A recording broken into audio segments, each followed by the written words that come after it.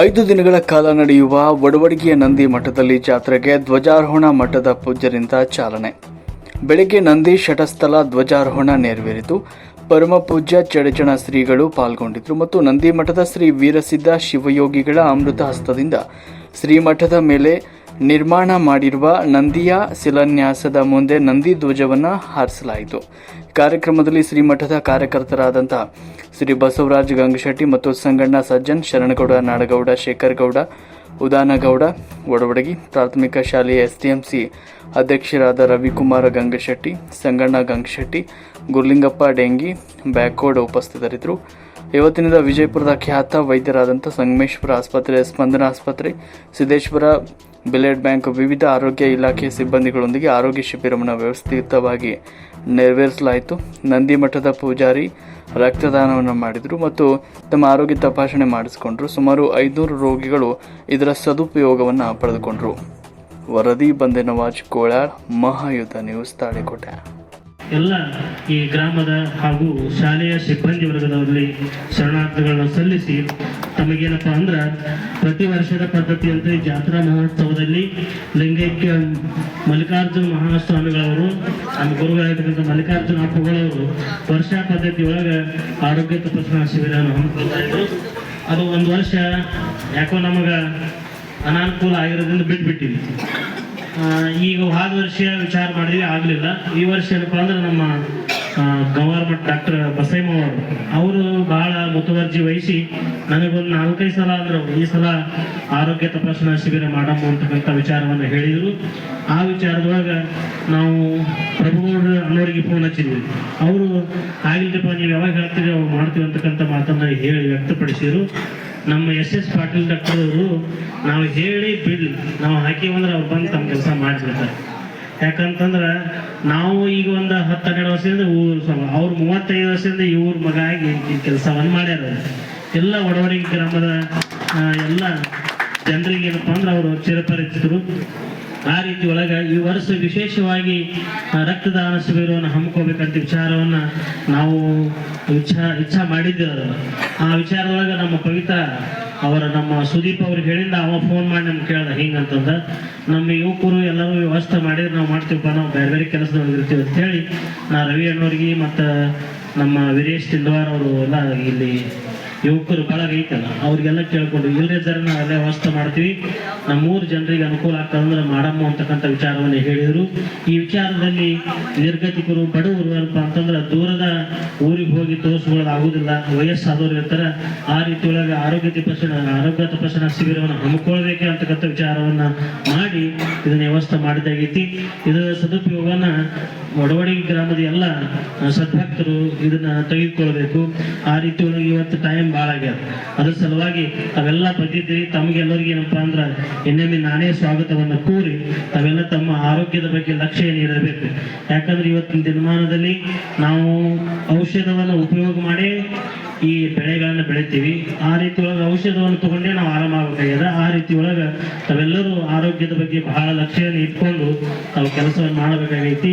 ಅದ್ರ ಸಲುವಾಗಿ ತಮ್ಮೆಲ್ಲರಿಗೂ ಏನಪ್ಪಾ ಅಂದ್ರೆ ಇನ್ನೊಮ್ಮೆ ಶರಣಾರ್ಥಿಗಳನ್ನು ಸಲ್ಲಿಸಿ ನಮ್ಮ ಇಲ್ಲಿವರೆಗೆ ಕಾರ್ಯಕ್ರಮ ನಡೆಸಿಕೊಟ್ಟಿರ್ತಕ್ಕಂಥ ನಮ್ಮ ಶೇಖು ಸರ್ ಅವರಲ್ಲಿ, ಮಂಜುನಾಥ್ ಬಶೆಟ್ಟಿ ಅವರಲ್ಲಿ, ನಮ್ಮ ಶಾಲೆಯ ಎಲ್ಲ ಶಿಕ್ಷಕ ಸಿಬ್ಬಂದಿ ವರ್ಗದವರಲ್ಲಿ ಅವರಿಗೆ ಬಹಳ ನಾವು ಥ್ಯಾಂಕ್ಸ್ ಹೇಳಬೇಕು, ವಂದನೆಗಳನ್ನು ಹೇಳಬೇಕು. ಅದಕ್ಕೆ ನಮ್ಮ ರವಿ ಅಣ್ಣ ಅವರಿಗೆ ಮೇಲೆಲ್ಲ ವ್ಯವಸ್ಥೆ ಏನ್ ಮಾಡ್ಬೇಕು ಅಂದ್ರೆ ಮಾನಂದ ಟೀಚರ್ ಹೇಳಿದ್ರೆ ಗವರ್ನರ್ ಹೇಳ್ದಂಗ ಆರ್ಡರ್, ಸ್ಟ್ರಿಕ್ಟ್ ಆರ್ಡರ್, ಒಮ್ಮೆ ತಗೊಂಡ್ಬಿಟ್ರು ಮುಗಿತು, ದೊಡ್ಡವರಿಂದ ಸಣ್ಣವ್ರಿಗೆ ಬೆರೆಸ್ಬಿಡ್ತಾರೆ. ಆ ರೀತಿ ಒಳಗೆ ಮಾಡಿ ವ್ಯವಸ್ಥೆ ಸರಿಯಾಗಿ ಮಾಡಿದ್ದಕ್ಕೆ ಅವರಿಗೆ ಇನ್ನೊಮ್ಮೆ ಧನ್ಯವಾದಗಳನ್ನ ಶಿಕ್ಷಕ ಸಿಬ್ಬಂದಿ ವರ್ಗದಲ್ಲಿ ಹೇಳಿ ಇದರ ಸದುಪಯೋಗ ಗ್ರಾಮದ ಎಲ್ಲ ಸದ್ಭಕ್ತರು ತೆಗೆದುಕೊಳ್ಳಬೇಕು. ಆ ರೀತಿ ಒಳಗೆ ನಮ್ಮ ಚಡಚಣ ಪೂಜ್ಯರು ಈ ವರ್ಷ ಅವರು ವಿಚಾರ ಮಾಡೋಕತ್ತೀವಿ ಏನ್ ಮಾಡಬೇಕು ಅನ್ನಾಗ, ಇಲ್ಲ ವರ್ಷ ಮಾಡ್ತೀರಿ, ಈ ವರ್ಷನೂ ಮಾಡಿಬಿಡ್ರಿ, ಯಾಕೆ ಬಿಡ್ತೀರಿ ಅಂತಕ್ಕಂಥ ಮಾತನ್ನ ಹೇಳಿದ್ರು. ಆ ರೀತಿ ಒಳಗ ಪೂಜ್ಯರು ನಮ್ಮ ಆತ್ಮೀಯ ಗೆಳೆಯರು ನಮ್ಮದು ಯಾವುದೇ ಕೆಲಸದೊಳಗ ಅವ್ರದ್ದು ಬಹಳ ಸಹಕಾರ ಹಂಗ ಇರುವುದರಿಂದ ಪೂಜ್ಯರಲ್ಲಿ ಇನ್ನೊಮ್ಮೆ ಪಾದಗಳಲ್ಲಿ ಶರಣಾರ್ಥಿಗಳನ್ನು ಸಲ್ಲಿಸಿ ನಮ್ಮ ಹೊಸಮಠ ಡಾಕ್ಟರ್ ಅವರಲ್ಲಿ ಎಲ್ಲ ಸಿಬ್ಬಂದಿ ಡಾಕ್ಟರ್ ಅವರಲ್ಲಿ ಶರಣಾರ್ಥಿಗಳನ್ನು ಸಲ್ಲಿಸಿ ನನ್ನ 2 ಮಾತುಗಳನ್ನು ಮುಗಿಸ್ತೀನಿ. ಸೌಭಾಗ್ಯ ನಿಮಗೆ ಸಿಗ್ತದ, ಅದಕ್ಕೆ ರಕ್ತದಾನ ಹೆಚ್ಚೆಚ್ಚು ಆಗ್ಲಿ ಅಂತ ಹೇಳ್ತಾ ಈಗಾಗಲೇ ಸಮಯ ತುಂಬಾ ಆಗ್ಯದ, ನಾನು ಹೆಚ್ಚಿಗೆ ಸಮಯ ತಗೊಳ್ಳಂಗಿಲ್ಲ. ಅಜ್ಜ ಹೇಳ್ಯಾರ ಜಲ್ದಿ ಮಾತಾಡಿ ಮುಗಿಸುತ್ತೆ. ಅದಕ್ಕೆ ಮತ್ತೊಮ್ಮೆ ನಮ್ಮ ಅನುಗ್ರಹ ಕಣ್ಣಿನ ಆಸ್ಪತ್ರೆಗೆ ಈ ಒಂದು ಸೇವೆಯನ್ನ ಮಾಡಕ ಅವಕಾಶವನ್ನ ನೀಡಿದ್ದಕ್ಕಾಗಿ ಶ್ರೀಮಠದ ಪರಮ ಪೂಜ್ಯರಿಗೆ ಸನ್ಮಾನ್ಯ ಡಾಕ್ಟರ್ ಪ್ರಭುಗೌಡ ಅವರಿಂದ ಮತ್ತೊಮ್ಮೆ 90 ಕೋಟಿ ಶರಣ ಒಂದೆರಡು ಮಾತುಗಳನ್ನು ಮುಗಿಸ್ತೇನೆ. ಕಾರ್ಯಕ್ರಮದಲ್ಲಿ ಯಾವಾಗಲೂ ಹೀಗಾಗಿ ಅವರು ಪ್ರತಿ ಅಲ್ಲಿ ಇಲ್ಲಿ ಅವರ ಜೀವಂತವಾಗಿ ಇರುವವರೆಗೂ ಕೂಡ ಅವರು ಒಳ್ಳೆಯ ಒಂದು ಈ ಗ್ರಾಮದ ಸೇವೆಗೆ ತಮ್ಮ ಎಲ್ಲ ಕೆಲಸಗಳನ್ನು ಇದು ಮಾಡಿ ಅವರು ಈ ಗ್ರಾಮಕ್ಕೆ ಒಂದು ಒಳ್ಳೆಯ ಒಂದು ಎಲ್ಲ ರೀತಿಯಿಂದ ಇವತ್ತು ಆರೋಗ್ಯ ಇರ್ಬೋದು, ಇವತ್ತು ಶೈಕ್ಷಣಿಕವಾಗಿರ್ಬೋದು, ಇವತ್ತು ಸಾಮಾಜಿಕವಾಗಿರ್ಬೋದು, ಧಾರ್ಮಿಕವಾಗಿರ್ಬೋದು, ಎಲ್ಲ ರೀತಿಯಿಂದ ಅವರು ಈ ಗ್ರಾಮ ಮಾಡುವಲ್ಲಿ ಬಹಳ ಶ್ರಮಿಸಿದ್ದರು. ಅವರ ಒಂದು ಈ ಮಾರ್ಗದರ್ಶನದಲ್ಲಿ ಈಗಿನ ಗುರುಸಿದ್ದೇಶ್ವರ ಸ್ವಾಮಿಗಳು ಕೂಡ ಅವರ ದಾರಿಯಲ್ಲಿ ನಡೀತಾ ಇದ್ದಾರೆ. ಅವರ ಕಾರ್ಯಗಳನ್ನು ಮುಂದುವರಿಸಿಕೊಂಡು ಇವತ್ತು ಅನೇಕ ಶಿಬಿರಗಳನ್ನು ಏರ್ಪಾಡು ಮಾಡೋದ್ರ ಜೊತೆಗೆ ಅನೇಕ ಇವತ್ತು